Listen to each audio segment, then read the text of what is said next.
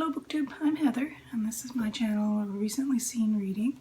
Still the same channel name, even though nobody's recently seen me talking about what I've been reading. I've had a couple of weeks of so many annoyances, all of which are resolved and in the grand scheme of things are trivial, but it made me really open to Kelly's book tag. What does she call this? I'm So Annoyed Booktube Tag. So I thought I would see if I can get back on the booktubing horse by recording this little tag. First prompt. Do publishers ever do things that you find annoying? Well, I worked as a decade as a collections librarian in an academic library, so yeah, there's lots and lots of things that publishers have done that I have found annoying, mostly in a professional context. The thing that still kind of rubs me the wrong way, and it should rub you the wrong way too, is the way publishers price electronic books. It's highway robbery. So for an academic library in the United States to purchase, say, a paper book that would cost maybe $30 for something that could go into a university library, the publishers will charge $500 to $600 for that in an electronic format. So $30 for the paper book, $600 for the electronic book. And there's only one copy of each, so only one person can use the paper and one person can use the electronic version. This is highway robbery, and these are prices I've seen this year because even retired librarians find out about the prices of these things. It's highway robbery. So yes, publishers do things that irritate me. You have to remember that people who write books for an academic market generally do not get royalties. So those ebook prices are primarily profit. The ebook market in an academic context is an incredibly profitable business, and it's run as a for-profit business. That I find annoying, very annoying. But don't work as a librarian anymore, and I'm still annoyed by it. Okay, let's not talk about money anymore. Questions are down here, of course. 2, have I ever been annoyed by a spoiler? Generally, no. If it's a book where it's a heavily plot-driven novel, I'll avoid reading the reviews or watching videos about the book. But generally, no. I'm more interested in how the book works as a fiction or as a art object, rather than being too tied to how the plot works. Even though I am often a very plot-driven reader, I tend not to get annoyed by spoilers. Number 3, have I ever been annoyed by what I found in a little free library or a used book sale or a used bookstore? Well, I found canned food in a little free library before. That wasn't annoying, really. That's kind of a reflection of the neighborhood the library was in. Somebody would have gotten that can of food out of the little free library the next day and used it, and very much needed it. I find books put into the used or secondhand market that are mildewed or musty annoying, because mildew spreads. So there's a reason why I smell my books before I buy them from a secondhand seller or a free book box. And I find chaotically organized secondhand bookstores very, very annoying. There's a local book dealer here who once upon a time used to have, collapsing boxes on top of collapsing boxes, and then piles of books on top of the collapsing boxes. And to get to those collapsing boxes, you had to go over other heaps and piles of books. It's a long time ago now, it seems, but that shop had to close when the fire marshal had been in for the 3rd or 4th time. So I find chaos in a used bookstore frustrating. Fire exits need to be clear for a reason. 4th question, I think.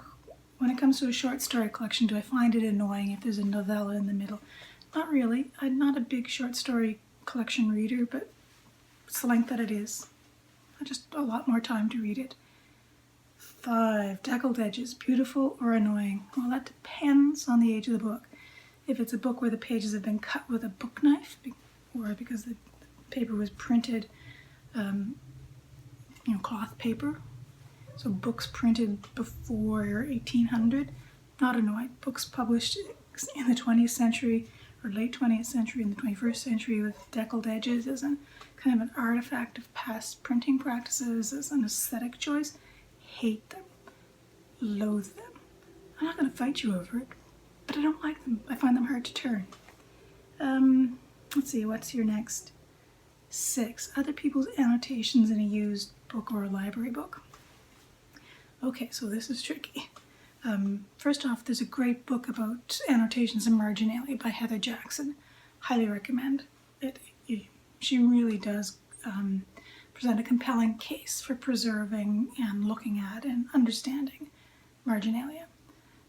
But personally, when I get a library book, especially from the university library I borrow from, where the books will have been in active use for 50 years or more, I find some of the annotations and underlining, yes, annoying. So, if every third sentence is underlined, or there's a little comment recorded, obviously from the class in which the book was being studied, I will find that annoying. And depending on the book, and depending on the nature of the markings, I have been known to erase some of them. Also, in my deep dark past, I have been known to annotate library books. So, I'm a little bit of a hypocrite around this. I think marginalia in books is an important part of the history of a book and an important part of what readers do with books. And I also find it annoying because it interrupts my flow of thought sometimes. So yes, annoying. Question 7. If there's a series or a collection of certain kinds of book and changes are made, I think you mentioned the format of the book, am I annoyed by it? So changes in the cover design or trim size or some of the aesthetics of the book. Generally, no. I'm not really bothered by the aesthetics of a book, with the exception of deckled edges, which may be an invention of the devil. But, I'm interested in what's inside the book, minus the highlighting and the random obsessive underlining. The aesthetics of the book have never really been particularly important to me, so I've never been a collector of, say, fine editions or folio club editions or consistent versions of books.